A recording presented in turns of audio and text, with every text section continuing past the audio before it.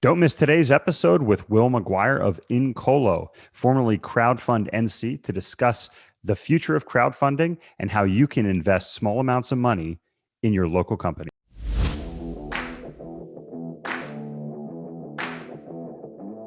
Welcome to the Next Level Income Show, where it's our goal to raise your income, investments, and life to the next level. I'm your host, Chris Larsen. You can get a free copy of my book at nextlevelincome.com. Just click on the book link. If you put your address in, I'll even send you a free copy. On today's show, we have Will McGuire of Incolo. Will has invested in over 70 startups, been an advisor to several since 2016, and his goal is to improve community awareness and access to the private marketplaces.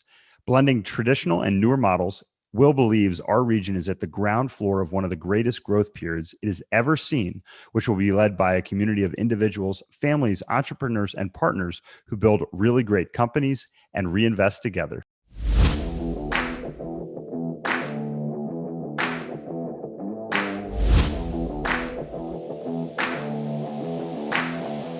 Today's show is sponsored by MFIN Summit, coming up on June 10th through the 12th. Do you want to learn how to buy an apartment building? If owning and managing or being an investor is better for you, perhaps you just want to learn more about the asset class, which is apartments. The MFIN Summit is a 3-day information-packed event for multifamily investors with over 1,000 attendees and over 50 speakers, including yours truly. You'll hear from experts about finding deals, raising capital, underwriting strategies, selecting markets, and so much more. You can hear me as well as dozens of other speakers during the event. Just go to mfinsummit.com. That's mfinsummit.com to grab your ticket. Use promo code NEXTLEVEL in all caps. That's NEXTLEVEL, all caps, to get $100 off. Whether you're new to multifamily investing or a seasoned investor, you do not want to miss this event. Join me at the Multifamily Investor Nation Summit.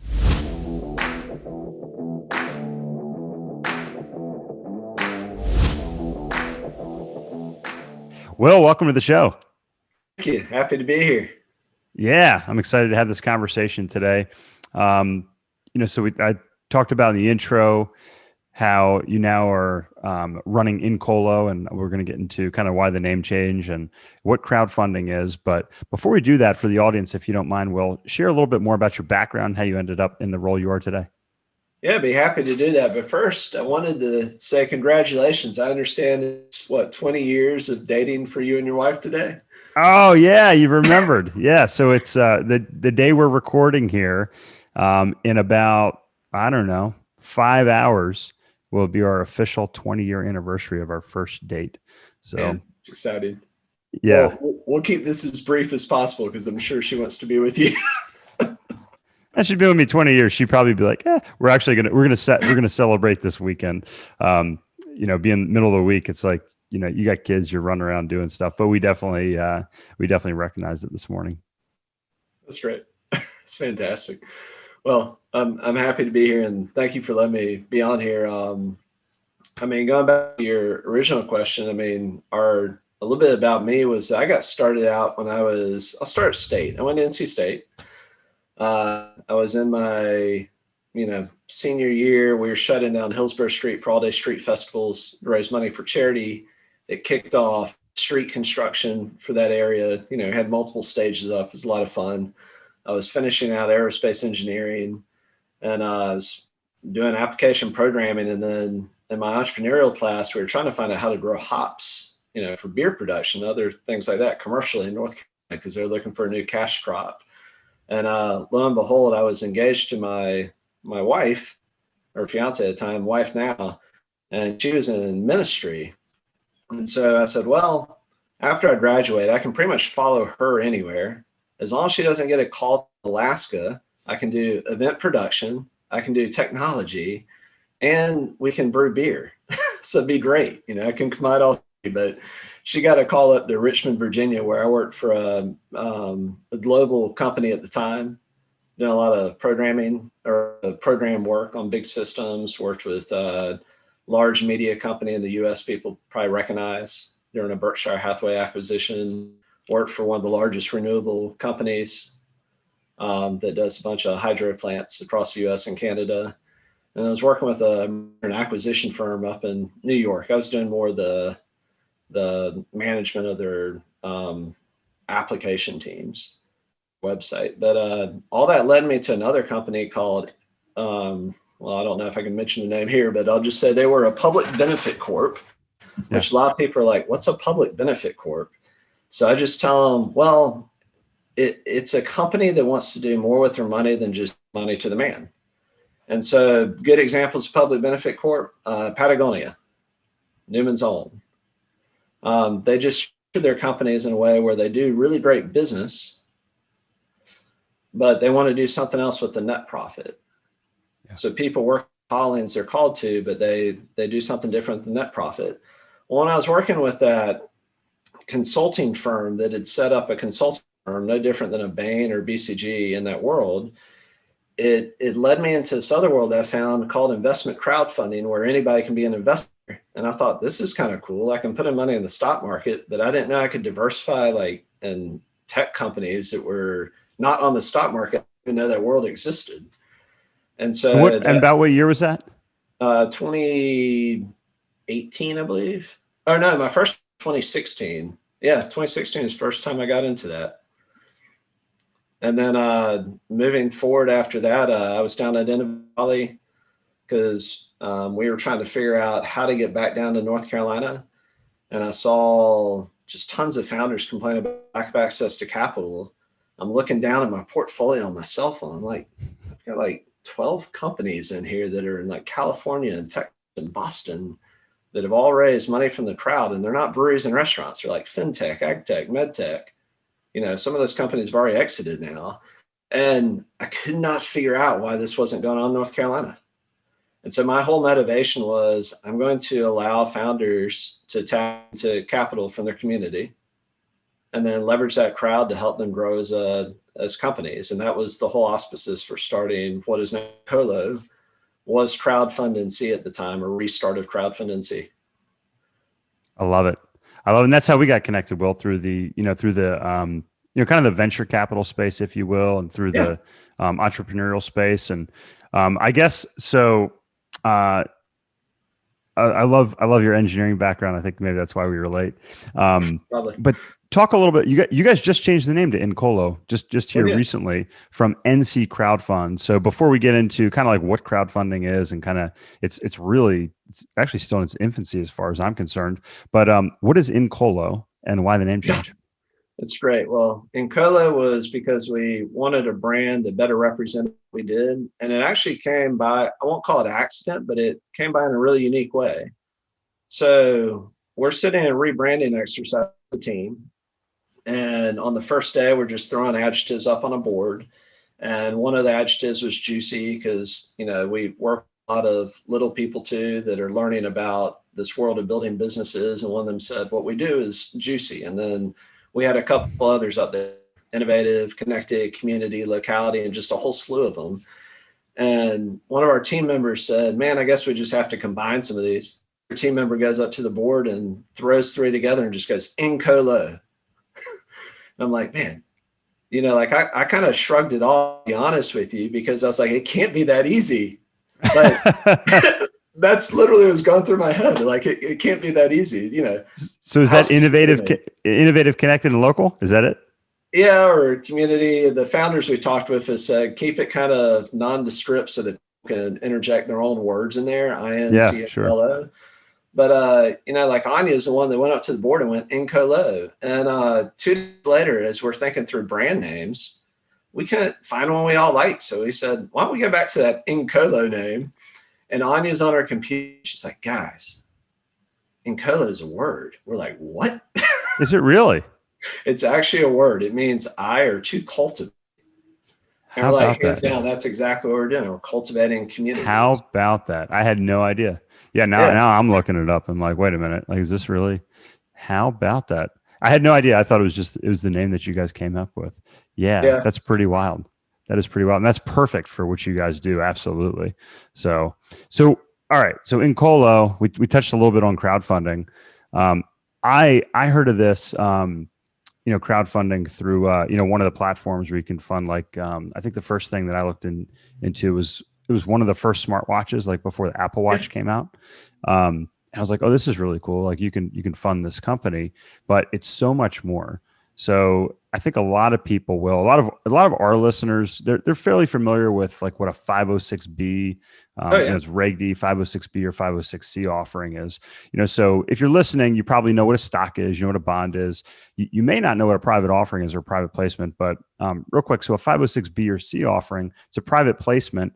You typically have to be accredited, and Right. with a 506B, have a relationship with somebody within the organization to be able to invest.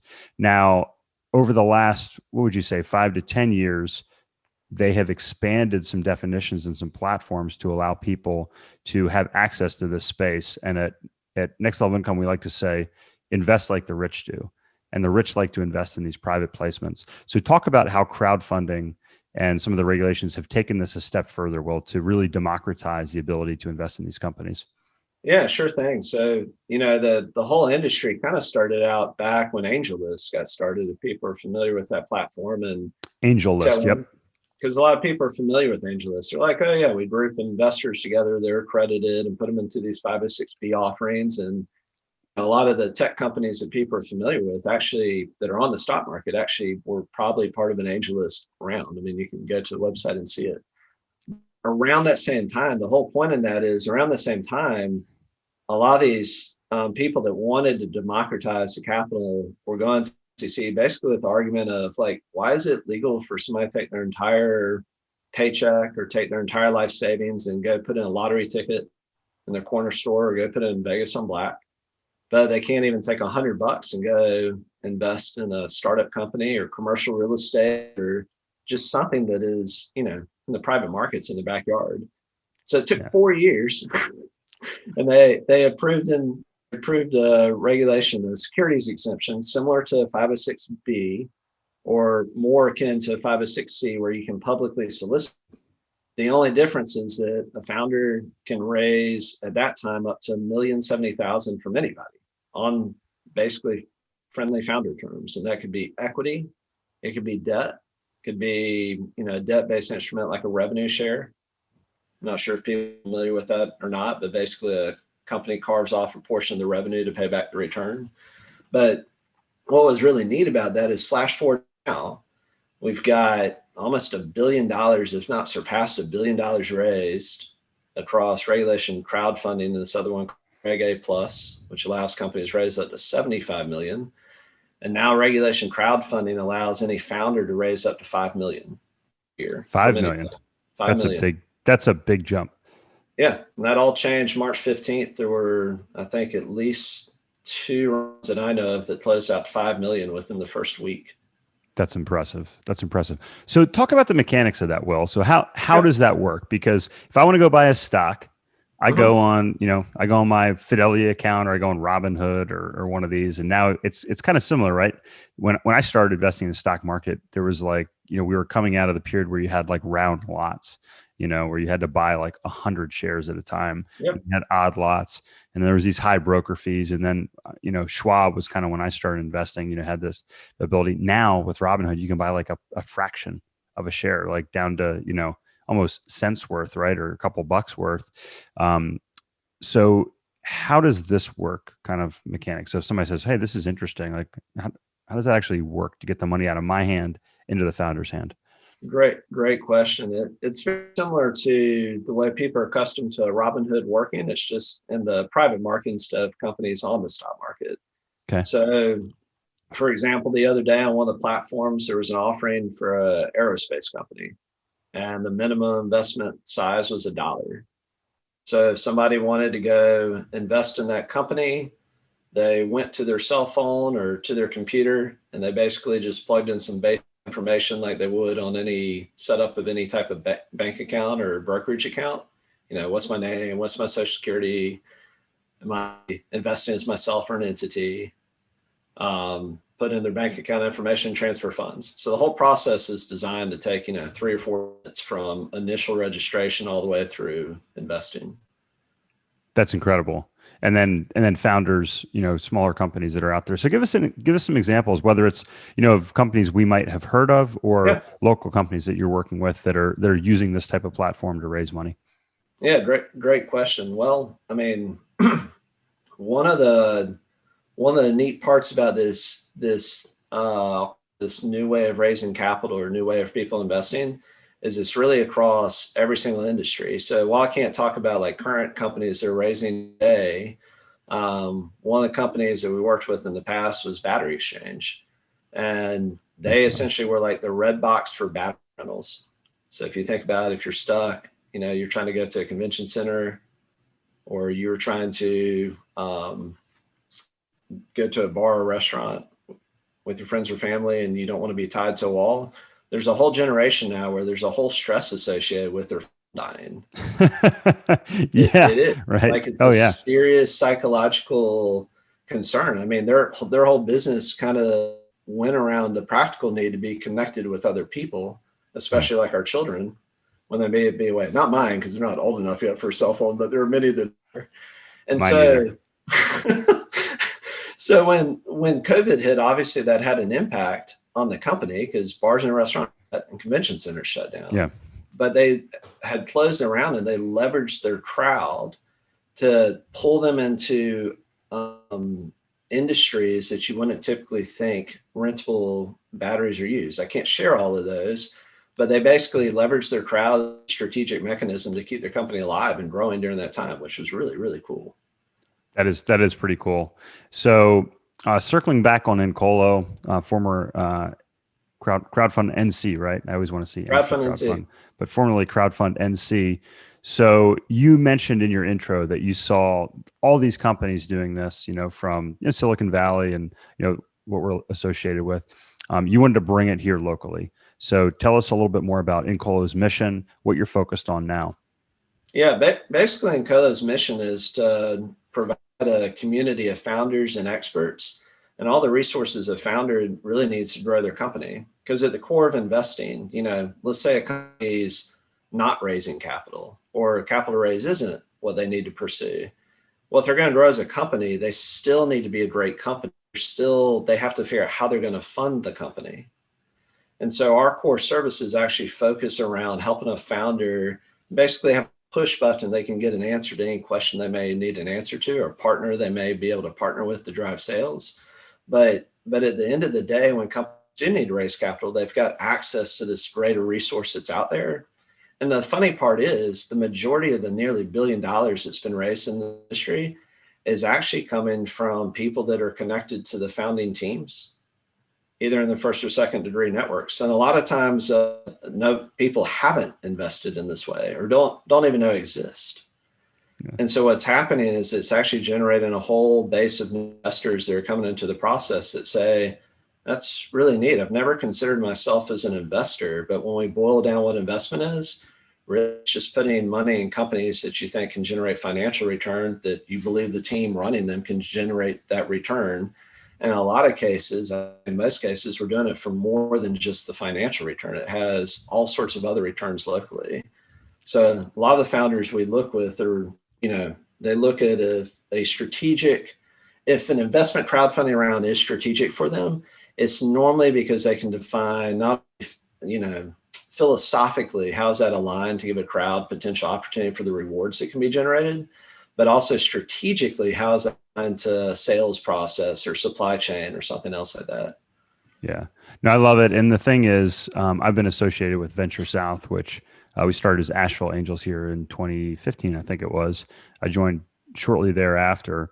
And, for me, it was really cool to see these local companies and be able to participate in them, help them out, connect them. So I love how you're doing this on a bigger scale with respect to that. Are you guys limited to North Carolina, or do you help companies that are outside of that scope? Not at all. We help companies. We've even helped some that are national in nature that are trying to move here. And so we kind of look at it from if you're connected to North Carolina, if the North Carolina ecosystem can help your company grow, scale, and exit, then whether you're starting here or you're moving here or you're connected here, we're there to help those founders. It's awesome. And I was just reading last week, it was talking about how a lot of companies from California are now moving to Raleigh, how it's, one of the, like Austin, you're talking about how it's Austin's kind of a second Silicon Valley, how Raleigh is now, like the Silicon Valley of the East Coast. What do you have to say about that?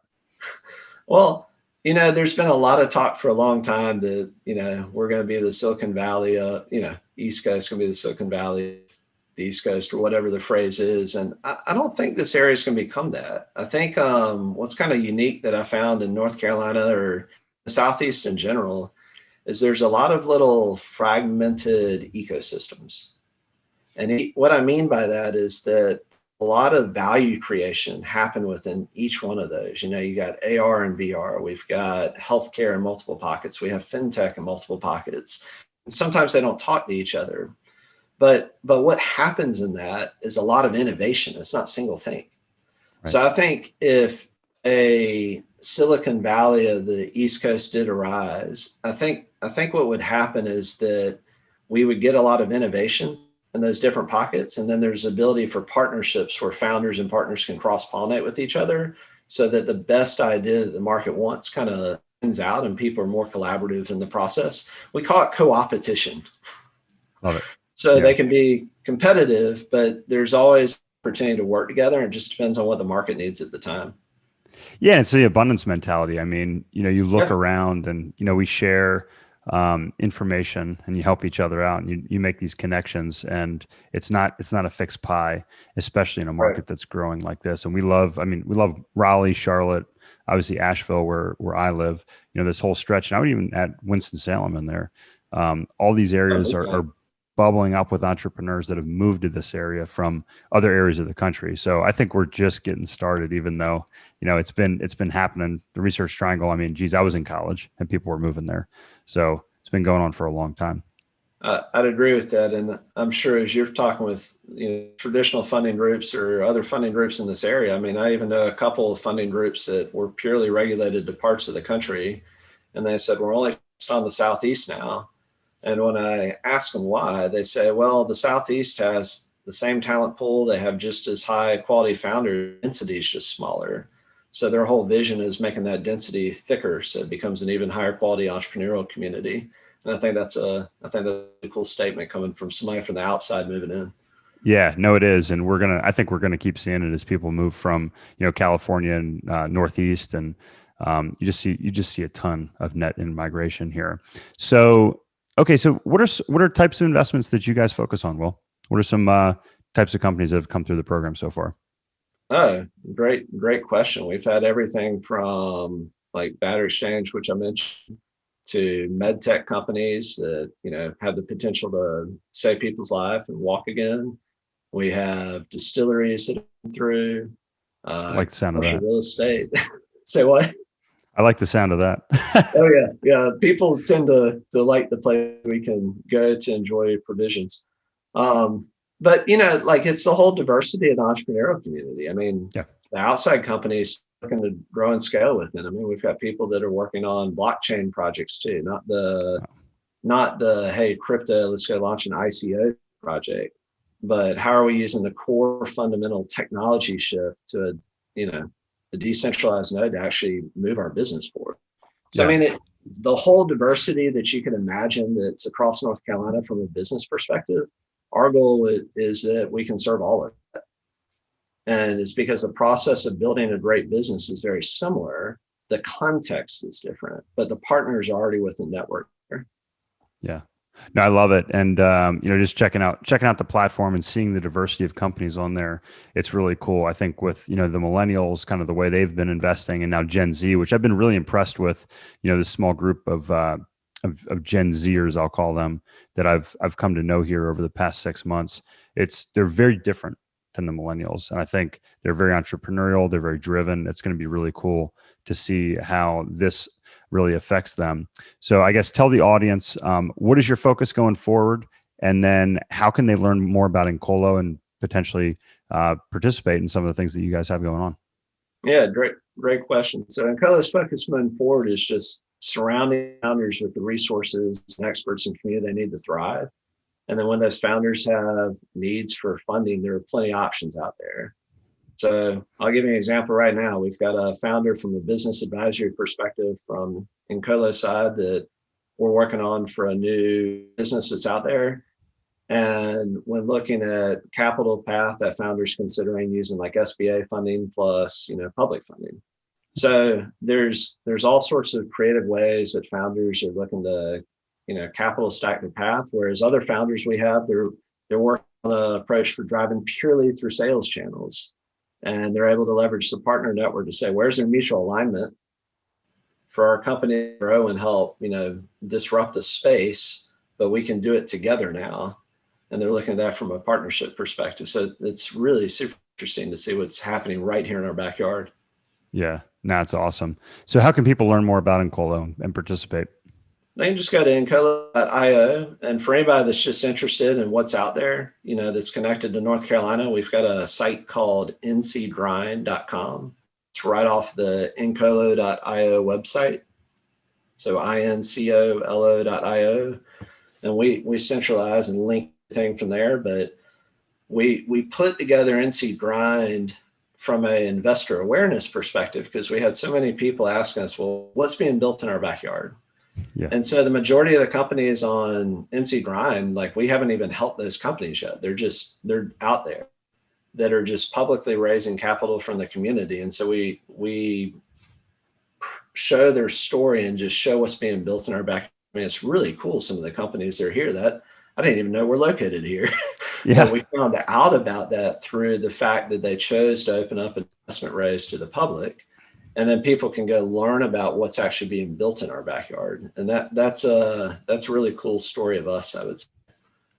Yeah, no, I love it. So you should definitely check it out if you're listening today. Incolo.io. That's INCOLO.io. We will link it in the show notes. And Will, one last thing before we wrap up here today. You started off talking about, when you were at NC State, if you could go back to your 25-year-old self when you're just starting out, what advice would you give yourself? Oh, man.